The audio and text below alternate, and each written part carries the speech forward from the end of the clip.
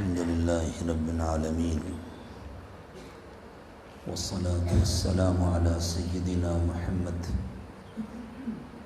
سيد الأولين والآخرين وعلى آله وأصحابه أجمعين. أما بعد، فأعوذ بالله من الشيطان الرجيم. بسم الله الرحمن الرحيم. ألا بذكر الله تطمئن القلوب. سبحان ربك رب العزة عما يصفون، وسلام على المرسلين، والحمد لله رب العالمين. اللهم صل على سيدنا محمد وعلى آل سيدنا محمد وبارك وسلم. اللهم صل على سيدنا محمد وعلى آل سيدنا محمد وبارك وسلم. اللهم صل على سيدنا محمد وعلى آل سيدنا محمد وبارك وسلم.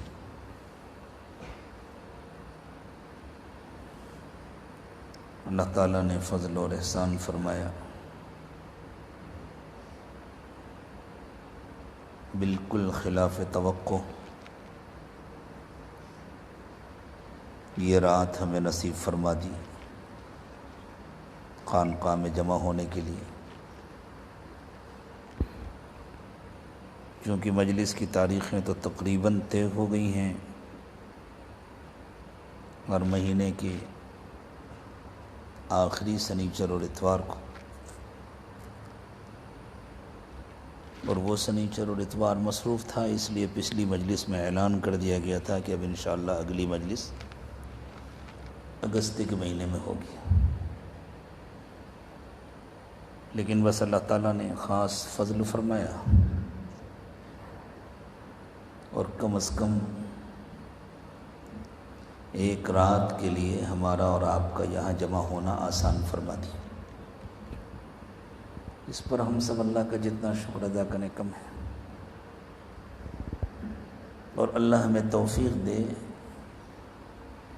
کہ ہم اللہ کی دی ہوئی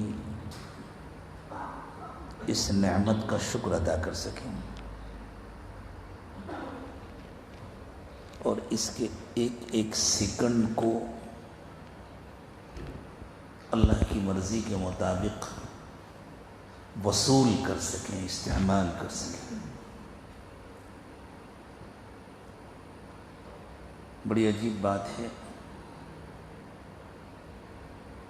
یہ دنیا میں یوں سمجھا جاتا تھا کہ انسان کی پریشانی کی وجہ اس کی غربت ہے، اس کی جہالت ہے، اس کا پچھڑا پن ہے.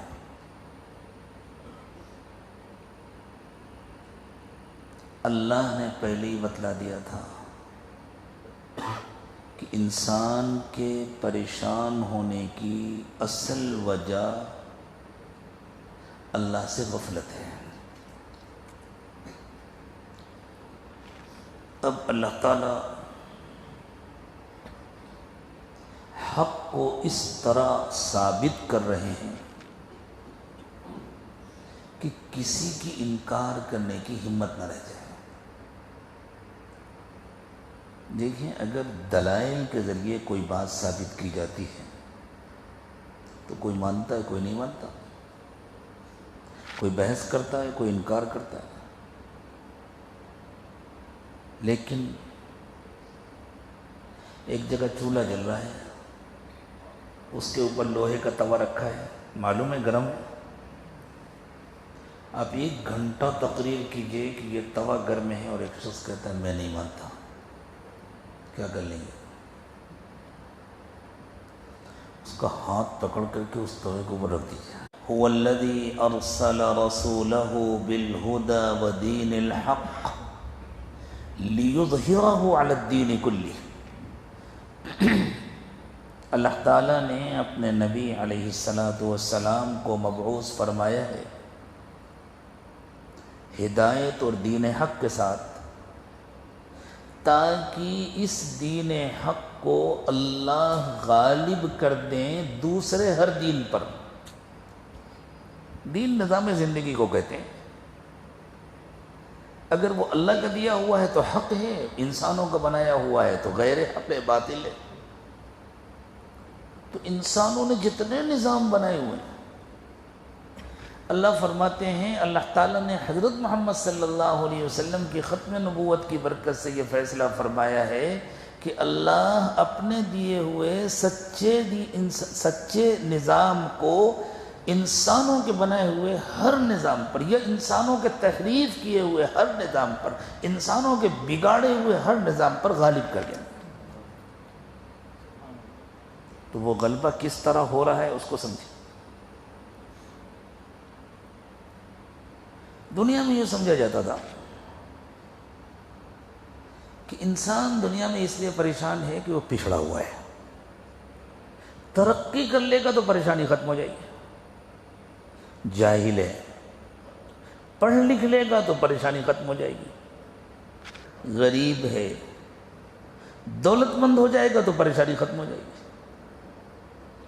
اللہ نے کہا ٹھیک ہے، ہم لفظی دلیل سے نہیں ثابت کریں گے تمہاری غلطی کو، ہم عملی دلیل سے ثابت کریں گے۔ اور عملی دلیل کیا ہے؟ تمہیں ترقی کے مواقع دیں گے، ترقی کرو اور پریشانی ختم کر کے دکھاؤ۔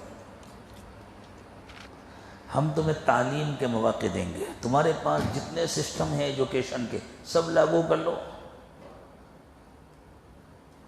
ڈبل نہیں، 3 بار 4 بار 5 بار پی ایچ ڈی کرا ڈالو سب کو، پریشانی ختم کر کے دیکھو، جہالت ختم ہو جائے گی، پریشانی نہیں ختم ہوگی، پچھڑا پن ختم ہو جائے گا، پریشانی نہیں ختم ہوگی، دولت کے خزانے کھول دیں گے، زمین اگل دے گی اپنی دولت کو، وَأَخْرَجَتِ الْأَرْضُ أَثْقَالَهَا۔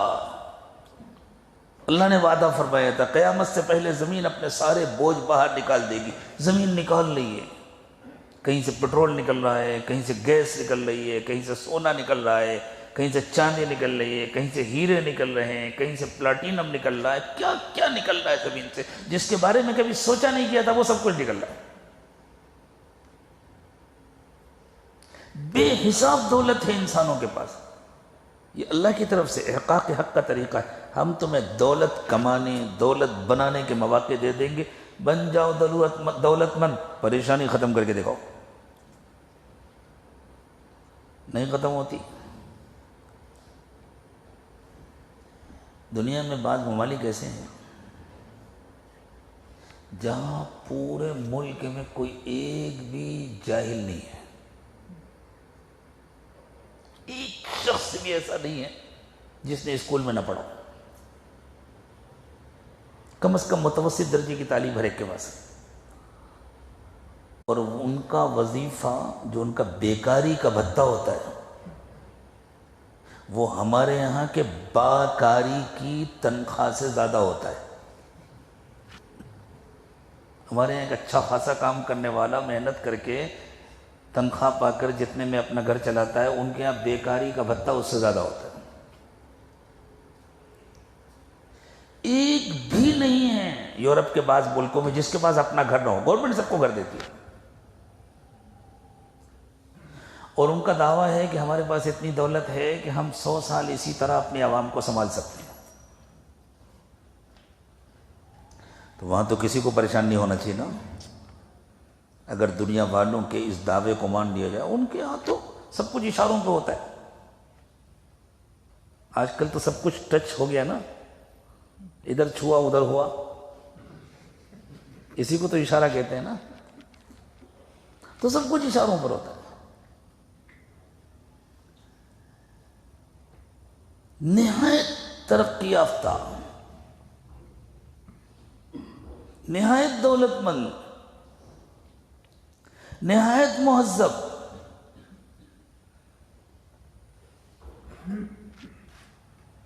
اور نہایت پریشان۔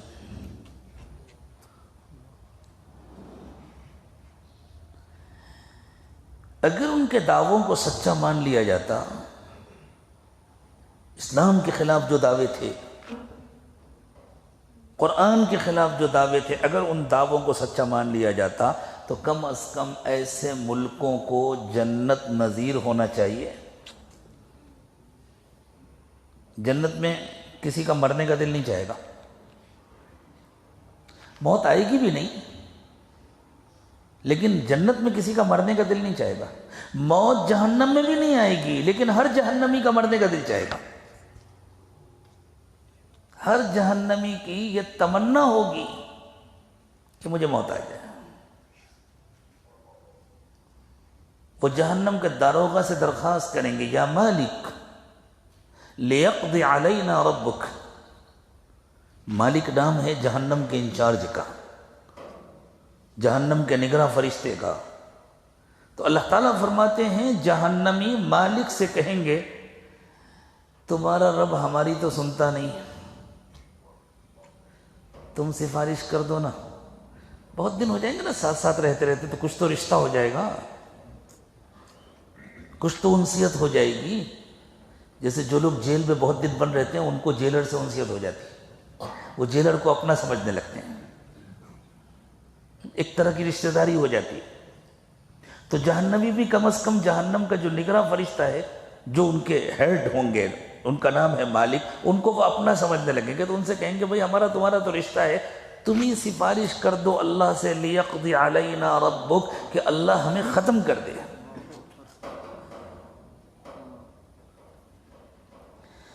تو یہ جہنم کی خصوصیت ہے کہ وہاں ہر ایک کا مرنے کا دل چاہے گا۔ تو دنیا کے جو ممالک اتنے ترقی یافتہ، اتنے تعلیم یافتہ اور اتنے دولت مند ہیں، اگر قاعدہ ایسے ادارے قائم ہیں جو لوگوں کو خودکشی کراتے ہیں، اور فری میں نہیں کراتے، پیسے لے کے کراتے ہیں۔ وہ کہتے ہیں آپ مرنا چاہتے ہیں تو ہماری خدمات حاصل کریں، اتنی فیس ادا کریں، دولت کے تو پجاری ہیں، اتنی فیس ادا کریں، ہم آپ کو آسانی سے مار دیں گے، بس لٹائیں گے مشین میں، انجیکشن لگائیں گے، آپ رخصت، اس کے بعد آگے کے سارے کام ہم کر دیں گے، اس سب کی فیس پہلے وصول کر دیں گے۔ کہاں ہے سکون؟ کہتے ہیں ایک مرتبہ ایک تبلیغی جماعت گئی ہوئی تھی امریکہ کے کسی علاقے میں، اور وہاں عام طور سے کانچ کی دیواریں ہوتی ہیں، ہم نے بھی دیکھا ساؤتھ افریقہ وغیرہ میں، اوپر سے نیچے تک کانچ لگے ہوئے، ان کے اوپر پردے پڑے ہوئے۔ تو مسجد میں جماعت والے مسجد کے فرش پر، وہاں کے کارپیٹ پر آرام سے سو رہے تھے۔ ایک آدمی باہر سے نکلا، اس کی نظر پڑ گئی تو وہ حیرت میں پڑ گیا، مجھے اپنے شاندار بیڈ روم میں، اتنے عمدہ تکیے اور گدے میں، اتنے آرام دہ کمرے میں رات رات بھر تڑپتا ہوں، نیند نہیں آتی، یہ دیکھو کیسا آرام سے زمین پر لیٹ کر سو رہے ہیں۔ تو اس نے آ کر کے ان لوگوں سے کہا کہ بھائی تم لوگوں کو یہ سکون کہاں سے ملا ہے؟ ہمارے پاس سب کچھ ہے لیکن سکون نہیں ہے۔ تو انہوں نے کہا سکون تو اللہ کی یاد میں ہے، مجھے کیسے ملے گا؟ کلمہ پڑھو، ہمارے ساتھ آ جاؤ، مل جائے گا۔ اس نے کہا اگر سکون مل سکتا ہے تو میں کلمہ پڑھنے کو تیار ہوں۔ یہ ہے احقاق حق جو اللہ کی طرف سے ہو رہا ہے۔ تو دنیا نے یوں سمجھا تھا دولت آئے گی تو سکون آئے گا، دولت آ گئی سکون نہیں آیا۔ دنیا نے یوں سمجھا تھا تعلیم آئے گی تو سکون آئے گا، تعلیم آ گئی سکون نہیں آیا۔ دنیا نے یوں سمجھا تھا ترقی ہوگی تو سکون آئے گا، خوب ترقی ہو گئی، پہلے پیدل چلا کرتے تھے، پھر سائیکل پر چلتے تھے، پھر موٹر سائیکل پر چلتے تھے، اب تیز رفتار سواریوں پر چلنے لگے۔ پہلے ایسی سواریوں پر چلتے تھے جو موسم سے ہم آہنگ ہوتی تھیں، گرمی میں گرم، سردی میں ٹھنڈی۔ اب الٹی ہو گئی، اب ایسی سواریوں میں چلنے لگے جو موسم کے خلاف ہوتی ہیں، سردی میں گرم، گرمی میں ٹھنڈی، ہوا نا؟ ہر طرح کا آرام مل گیا، سکون ملا؟ نہیں ملا سکون۔ سارے دعوے جھوٹے ثابت ہو گئے نا۔ اور پوچھو ان لوگوں سے جنہوں نے اللہ کی یاد کو اپنی زندگی کا حصہ بنا لیا ہے، امیر ہوں یا غریب، پڑھے لکھے ہوں یا ان پڑھ، ہوائی جہاز میں اڑتے ہوں یا پیدل چلتے ہوں، سکون ملتا ہے، خوشی کی زندگی ہے، سکون کی زندگی ہے۔ اللہ نے فرمایا الا بذکر اللہ تطمئن القلوب، لوگو یاد رکھو دلوں کا اطمینان صرف اللہ کی یاد میں ہے۔ ایسا نہیں کہ اللہ کی یاد سے بھی دل کو اطمینان ملتا ہے، اللہ کی یاد سے ہی دل کو اطمینان ملتا ہے۔ دلوں کا اطمینان صرف اللہ کی یاد میں۔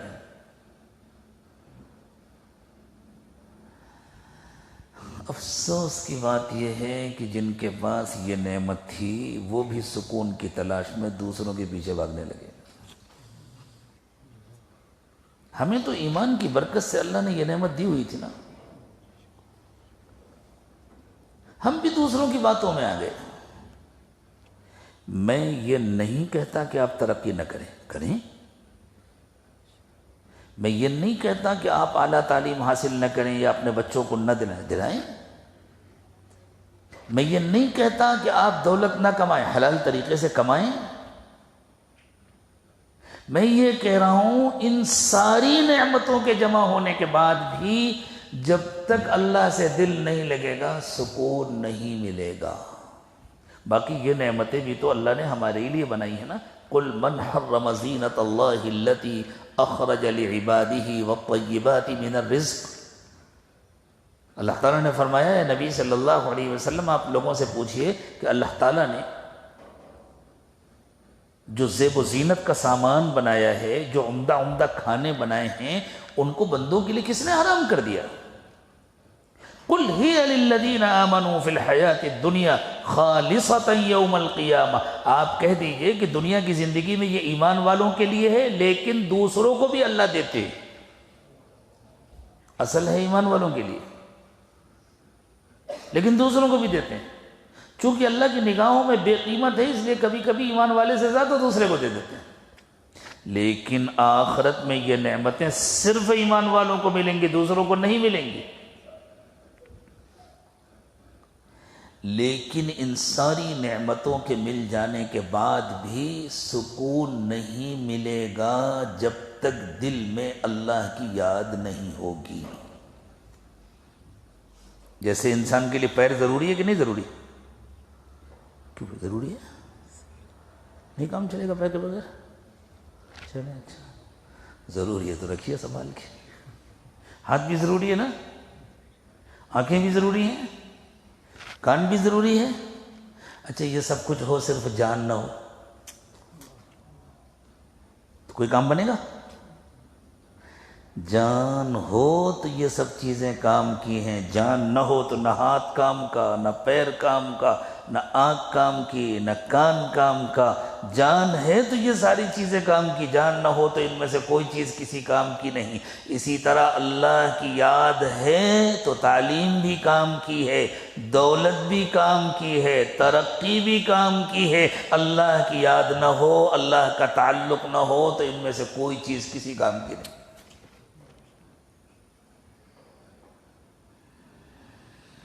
یہ سکون ملتا ہے اللہ کی یاد سے۔ کون سی یاد سے؟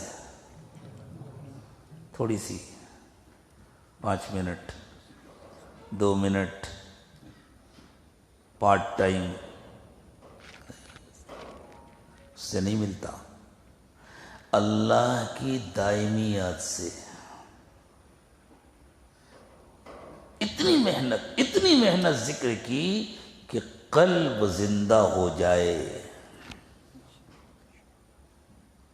دل ذاکر بن جائے، قلب قلب منیب بن جائے، غفلت ختم ہو جائے، پھر ایسا سکون ملتا ہے، ایسا سکون ملتا ہے۔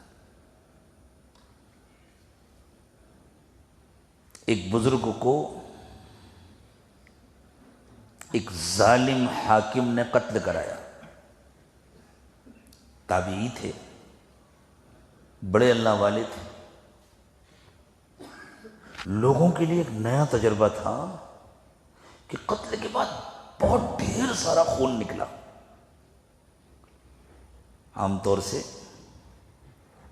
اگر کسی کو خدا نہ خواستہ پکڑ کر لایا جائے اور اسے پہلے سے معلوم ہے مجھے قتل کرنے لے جا رہے ہیں، تو اس کا خون بدن میں جم جاتا ہے، سوکھ جاتا ہے ڈر کی وجہ سے، اور مارنے کے بعد تھوڑا سا نکلا تو نکلا، ورنہ خون نکلتا، ان کا خون نکلا۔ تو اس ظالم حاکم کو تعجب ہوا، اتنا خون کیسے نکلا؟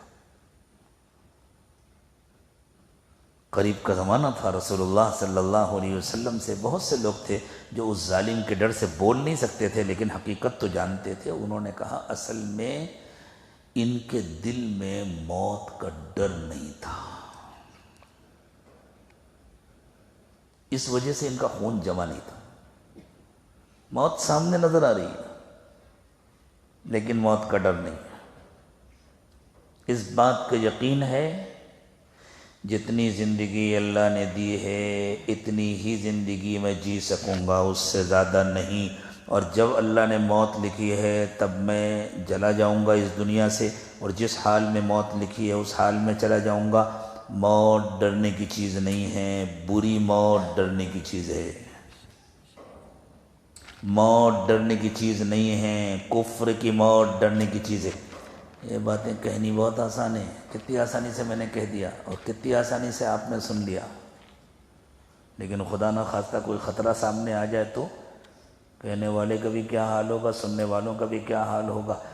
دل پر بڑی محنت ہوتی ہے تب جا کر یہ یقین بنتا ہے۔ حضرت مولانا حسین احمد مدنی رحمۃ اللہ علیہ نے انگریزوں کے خلاف ایک فتویٰ دیا تھا، گرفتاری ہو گئی، عدالت میں پیش کیے گئے، بڑے بڑے وکیلوں نے خوشامد کی، حضرت آپ منع کر دیجئے گا کہ میں نے نہیں فتویٰ دیا، باقی کیس ہم دیکھ لیں گے۔ حضرت نے فرمایا میں کیوں منع کر دوں گا، میں نے فتویٰ دیا ہے، ابھی بھی فتویٰ دے رہا ہوں۔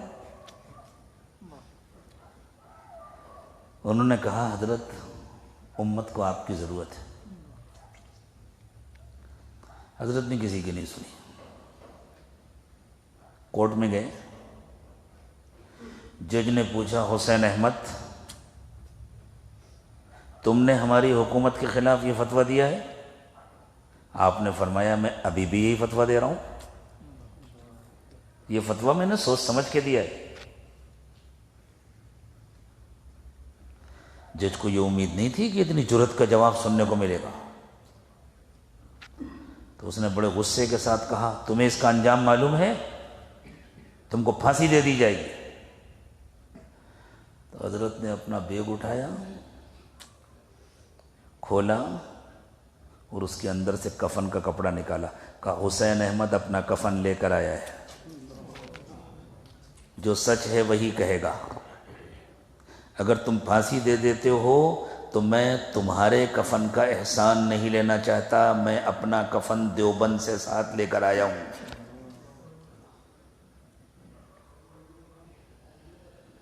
دنیا سمجھ رہی تھی حسین احمد مدنی ڈریں گے، انگریز جج ڈر گیا، اس پر خوف طاری ہو گیا اور اس نے بری کر دیا۔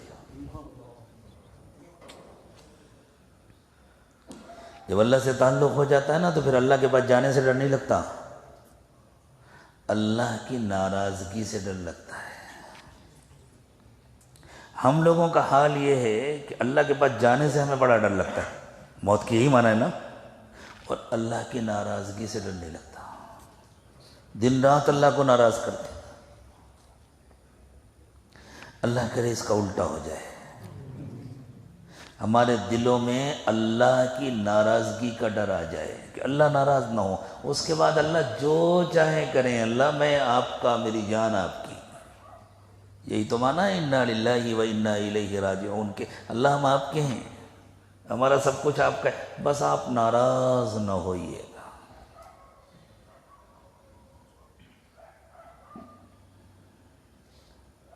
تو بات یہاں سے شروع ہوئی تھی. آج ساری دنیا میں انسان کا جو سب سے بڑا مسئلہ ہے وہ بے سکونی کا ہے.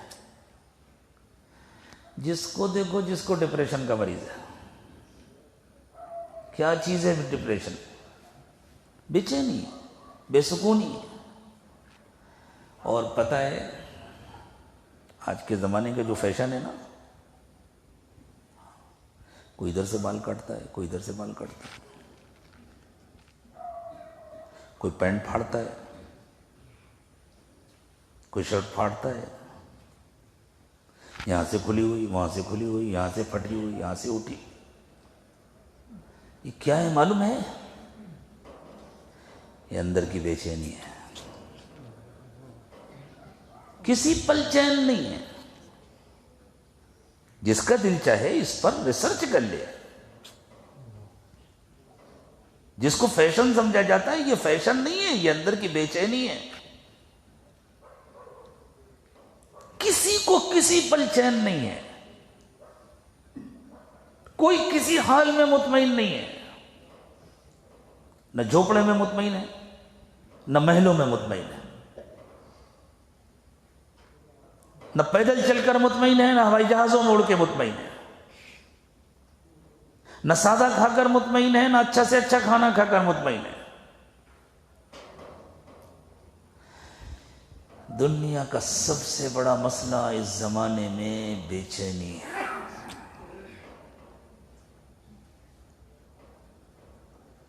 یہی بے چینی ہے جس کے نتیجے میں آپ سنتے ہیں، پڑھتے ہیں، دیکھتے ہیں دنیا کے نہایت ترقی یافتہ ملکوں میں بچہ گھر سے بندوق لے کر آتا ہے، اپنے ساتھ پڑھنے والوں کو گولی مارتا ہے. جب پکڑ کر پوچھا جاتا تم نے ایسا کیوں کیا؟ میں دیکھنا چاہتا تھا مرنے والا کیسے تڑپتا ہے. کبھی کہتا بس میرے اندر ایک بے چینی تھی، میرے اندر ایک بے قراری تھی، میرے سمجھ میں نہیں آتا تھا میں کیا کروں، تو میں نے یہ کام کر ڈالا. چیلنج ہے پروردگار عالم کا، جو چاہو کر کے دیکھ لو، جتنے چاہو جتن کر ڈالو، جتنی چاہو کوششیں کر ڈالو، جو کچھ چاہیے ہم مہیا کر دیں گے. انسانوں نے کہا تعلیم آئے گی تو سکون ملے گا. تعلیم کس نے مہیا کی؟ اللہ نے کی نا. آج تعلیم کے جتنے شعبے ہیں جن کو پہلے کے زمانے کے لوگوں نے کبھی سوچا بھی نہیں تھا، ہر شعبے کے اندر نئی نئی شاخیں نکل رہی ہیں تعلیم کی. اتنی کتابیں ہوتی ہیں کہ کسی ایک شعبے کی ساری کتابیں ایک بچے کے اوپر لاد دی جائیں تو انشاءاللہ اس کو مارنے کے لیے اور کچھ نہیں کرنا پڑے گا.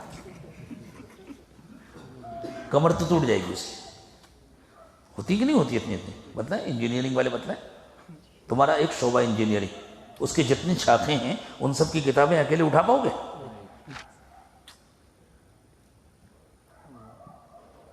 کس نے انسانوں کے ذہنوں پر یہ سب کھولا؟ اللہ نے کھولا. اللہ کہتے تم کہتے ہو نا تعلیم آئے گی تو سکون، لو میں تعلیم کا انتظام کرتا ہوں، لے لو. بمبئی آ رہے تھے، سعودی ایئر لائن کی فلائٹ تھی اور خوب بادل چھائے ہوئے تھے اوپر، اور اتفاق سے ہم اپنا قرآن پاک بیگ میں رکھ کے بھول گئے، بیگ چلا گیا لگیج میں. اب جب بیٹھے تو یاد آیا اللہ تلاوت کیسے کریں. اس زمانے میں موبائل میں تلاوت نہیں ہو سکتی تھی. یاد نہیں ہے اس زمانے میں ہم ہندوستانیوں کے پاس موبائل آئے بھی تھے کہ نہیں آئے تھے، اور اگر آئے ہوں گے تو وہ سادے والے آئے ہوں گے. اب کیا کریں؟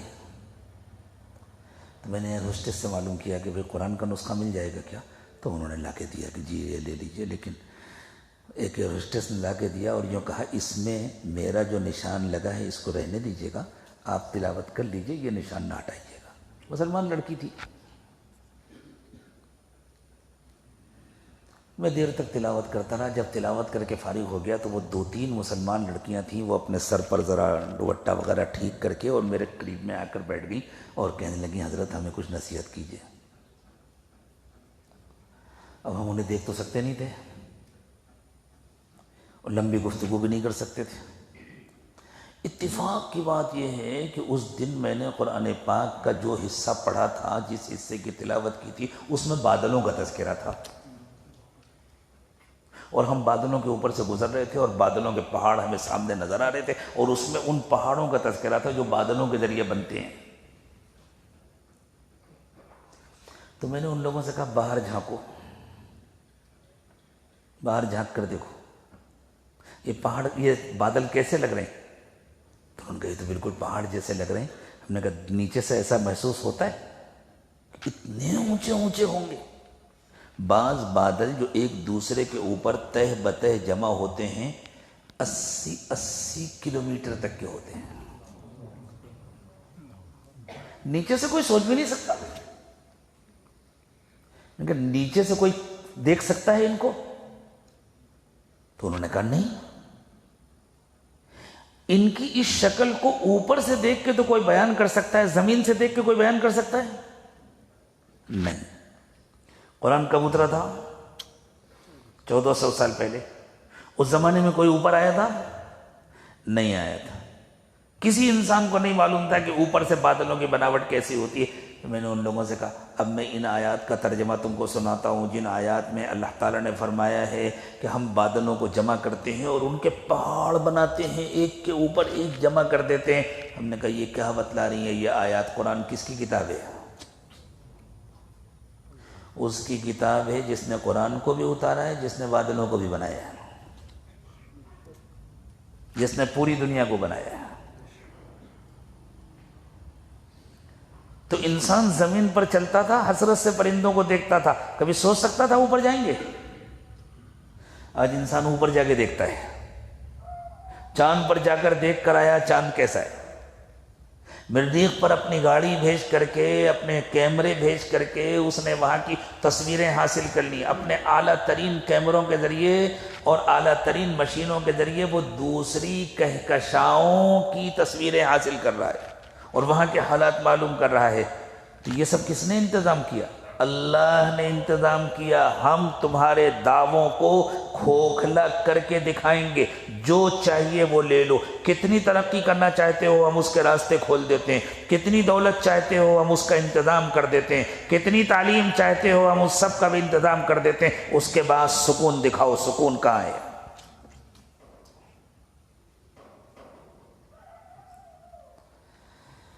تب جا کر انسان کے سمجھ میں آتا ہے واقعی سکون تو اللہ کی یاد میں ہے۔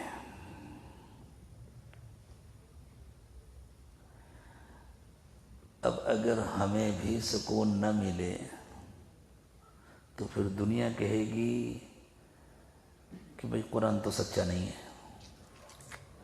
اس لیے کہ اگر قرآن سچا ہوتا تو قرآن پڑھنے والوں کے پاس تو سکون ہوتا۔ تو اللہ ہر طریقے سے قرآن کو سچا ثابت کر رہے ہیں دنیا میں انتظام کر کے، اور ہم اپنی بے عملی سے دنیا والوں کے سامنے قرآن کو جھوٹا ثابت کرنے کی کوشش کر رہے ہیں۔ تو پھر یہ بھی تو اللہ ہی کا انتظام ہے کہ اللہ اپنی بات کو سچا ثابت کرنے کے لیے جو جھوٹا ثابت کر رہے ہیں ان کا صفایا کریں گے کہ نہیں کریں گے؟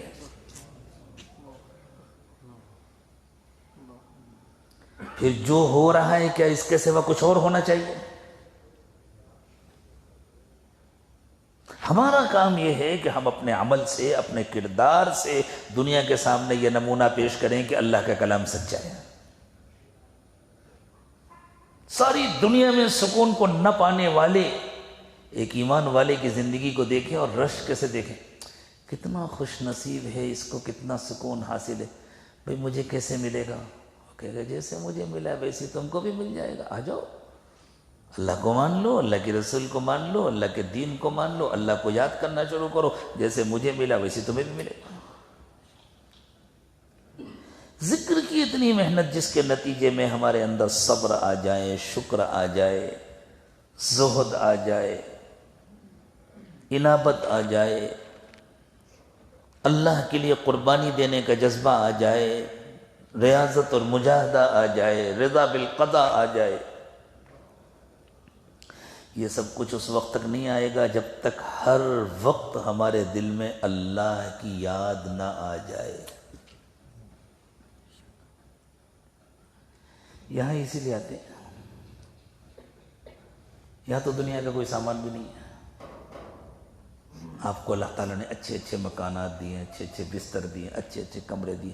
یہاں نہ اچھا کمرہ ہے، نہ اچھا بستر ہے، یہ تو کھلا ہوا حال ہے. لیکن وہ ہے جو اور کہیں نہیں ہے. اب ساری نعمتیں چھوڑ کر آئے، جس نعمت کو لینے کے لیے آئے اگر خدا نہ خواستہ اسے بھی نہ لے سکے تو پھر تو نقصان ہو گیا نا. اور یہاں آنے کا مقصد یہ نہیں ہے کہ جب یہاں آئیں تب صرف اللہ اللہ کر لیں. یہاں آنے کا مقصد یہ ہے کہ ہماری زندگیوں میں مستقل ذکر آ جائے، ہمارے اندر ذکر کی پابندی آ جائے، ہمارا دل ذاکر بن جائے، دل زندہ ہو جائے، زندگی گناہوں سے خالی ہو جائے، اللہ کی عظمت کا ایسا استحضار ہو جائے کہ اللہ کے بارے میں سوچیں تو بدن کانپنے لگے، روئیں کھڑے ہو جائیں. ڈر لگے اللہ کے پاس جائیں گے تو کیا ہوگا. سوچیں ہم اپنی زندگی کا حساب دے پائیں گے اللہ کے پاس؟ کیا ہوگا ہمارا؟ بس اللہ مہربانی فرما دیں گے تو بیڑا پار ہوگا. اللہ کی مہربانی کے بغیر کسی کا بیڑا پار ہوگا. ایک مرتبہ محمد رسول اللہ صلی اللہ علیہ وسلم نے فرمایا اللہ کی مہربانی کے بغیر کسی کی بخشش نہیں ہو پائے گی. صحابہ نے حیرت سے پوچھا حضور آپ کی بھی؟ فرمایا ہاں میری بھی.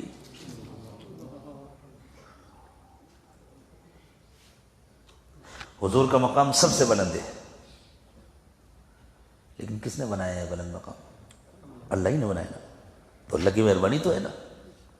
حضور رحمت للعالمین ہے، کس نے بنایا آپ کو رحمت للعالمین؟ اللہ نے بنایا نا. تو اللہ کی مہربانی ہی تو ہے نا. یہ طے ہے کہ اللہ کی مہربانی ان سے کبھی ہٹے گی نہیں، اللہ کا فیصلہ ہے، لیکن ہے تو اللہ کی مہربانی نا. تو جن کے بارے میں طے ہے کہ ان سے اللہ کی مہربانی کبھی نہیں ہٹے گی، وہ تو ڈر رہے ہیں کہ بھئی جو کچھ بھی ہے اللہ کی مہربانی سے. اور ہمارے بارے میں کوئی گارنٹی ہے کہ کبھی نہیں ہٹے گی؟ ہم نیک بنیں گے تو مہربانی ہوگی، گناہ کریں گے تو مہربانی ہٹ جائے گی، اور ہم مطمئن ہیں.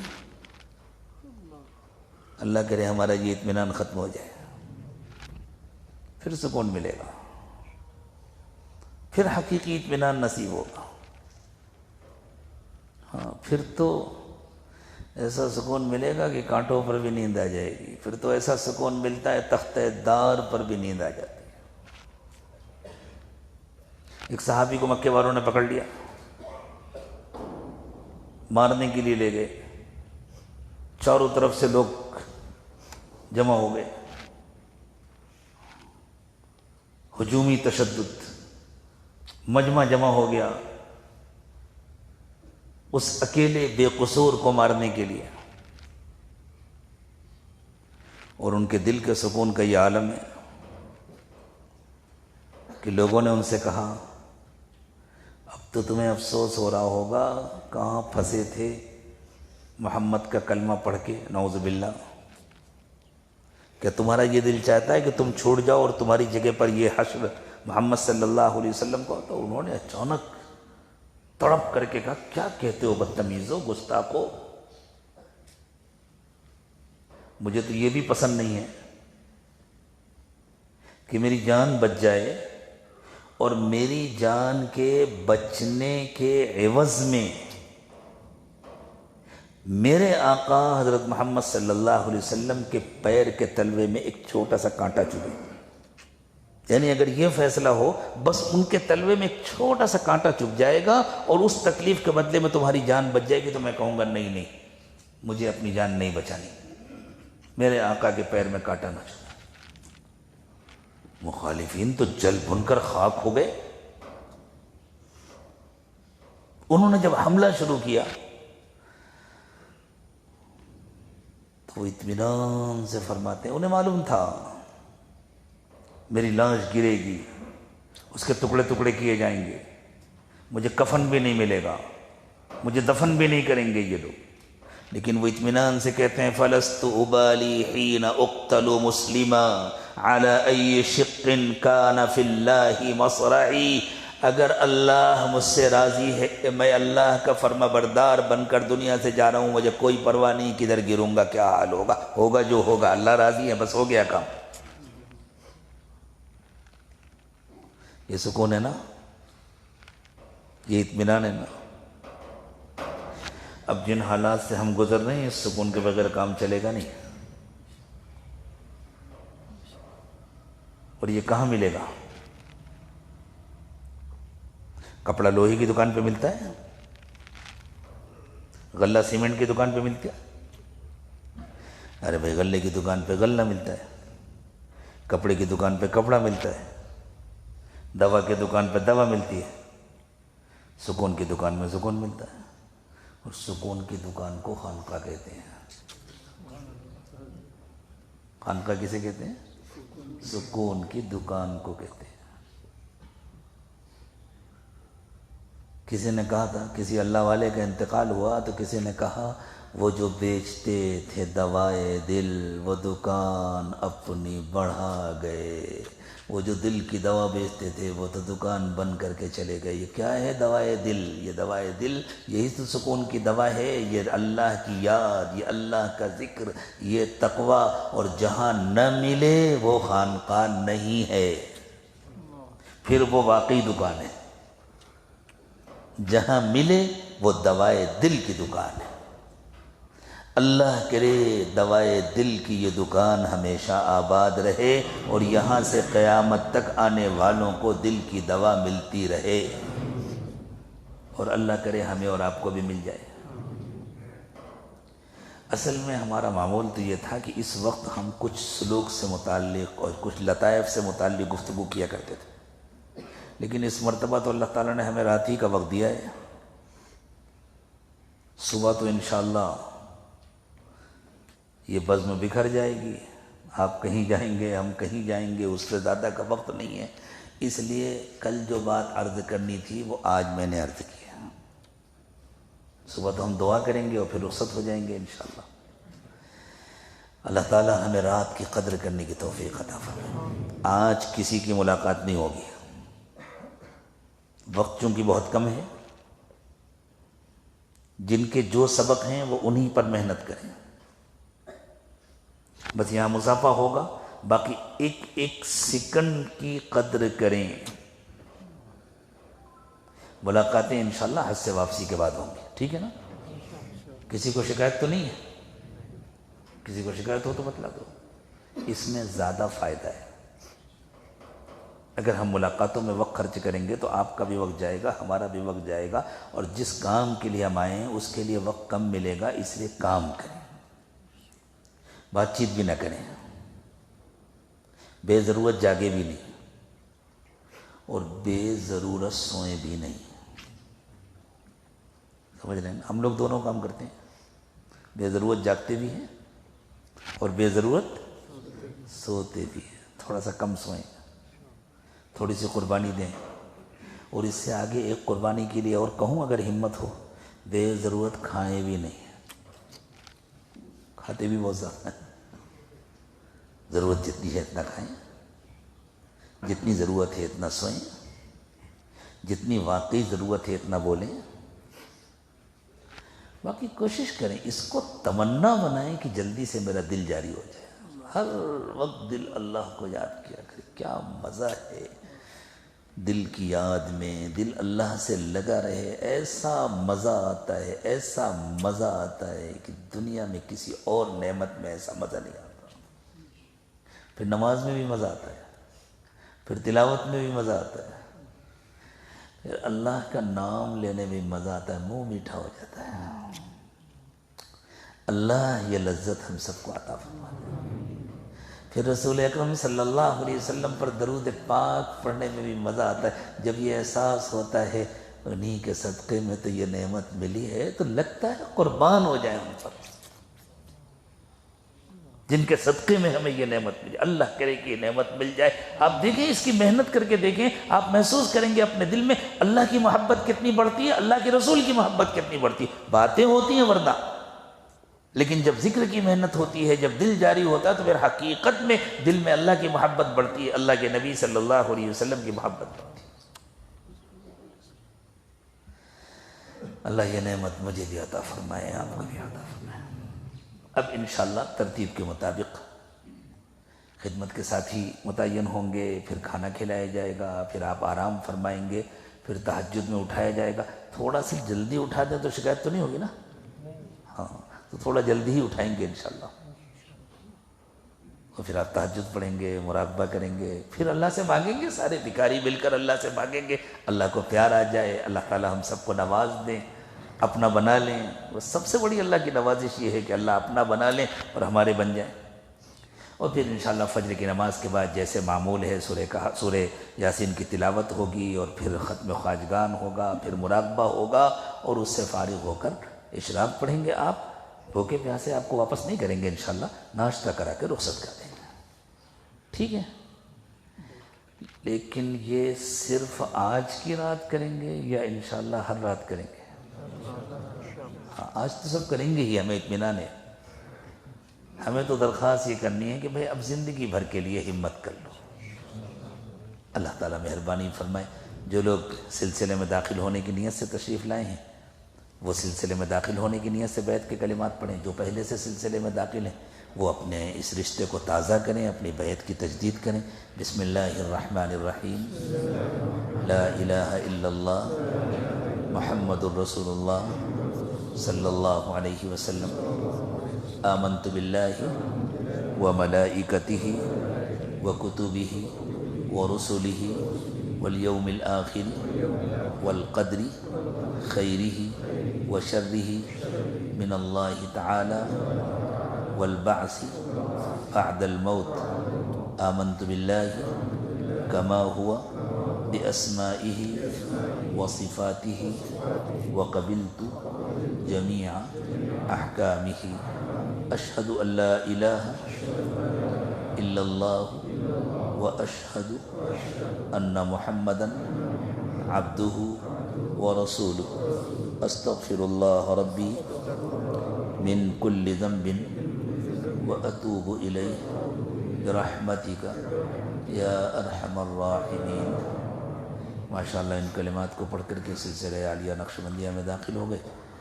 اللہ تعالیٰ اس توبہ کو قبول فرما لے، اس پر استقامت نصیب فرمائے۔ معمولات کے کارڈ ہمارے دوستوں سے حاصل کر لیں، اور معمولات کی خوب پابندی کریں، خوب پابندی۔ مجھے ایک بات یاد آئی، حضرت مولانا رشید احمد گنگوہی رحمۃ اللہ علیہ بہت بڑے شیخ تھے، بڑے بڑے مشائخ کے شیخ تھے۔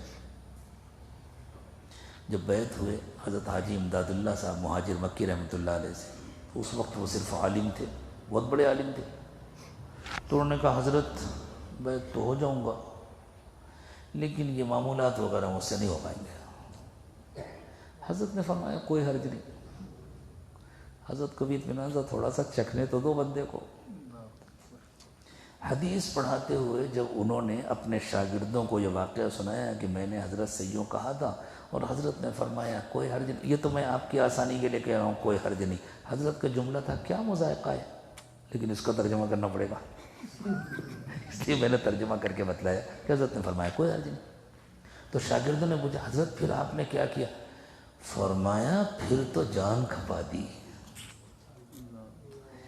اللہ سے مانگے ذرا ذکر کا مزہ تو آئے، پھر تو بندہ جان کھپا دیتا ہے۔ اللہ مجھے بھی توفیق دے، آپ کو بھی توفیق دے۔